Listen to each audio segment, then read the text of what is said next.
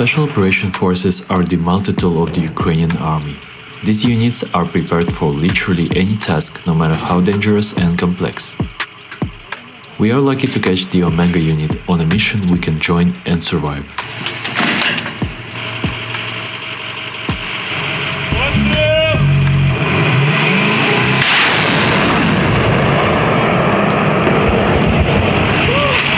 Guns are facing Avdiivka.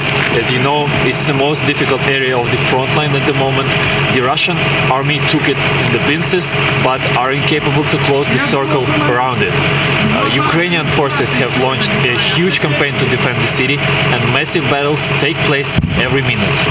Avdiivka has been a frontline city for 10 years. Just 15 kilometers away from occupied Donetsk, it has remained a Ukrainian stronghold. However, this winter, Russian forces launched a massive assault on the city with the aim of capturing it by the end of 2023. Although they have not succeeded, the situation remains critical, with the main road to Avdiivka only a few kilometers away from the enemy forces. In fact, our team reported from Avdiivka just a year ago, and you can see that the situation has drastically changed.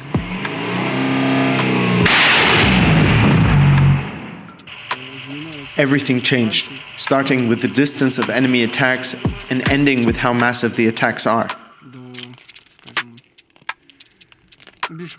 Back then, they used less aviation and drones.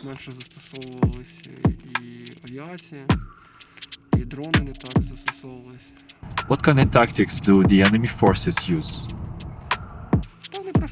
They just wipe out everything. They have always had such a tactic. They just raze everything to the ground so that there is nowhere for us to hold defense, and then they try to move forward somehow. The troops operate a Partizan, a DIY MLRS unit, or simply put, a mini Grad mounted on a pickup truck. Today's target is one of Avdiivka's flanks, about 10 kilometers away. Usually, Omega moves into Avdiivka for a couple of days and works there with mortar launchers, drones or other equipment. Among all the tasks they undertake, their main goal is to support the infantry, which is struggling with the defense.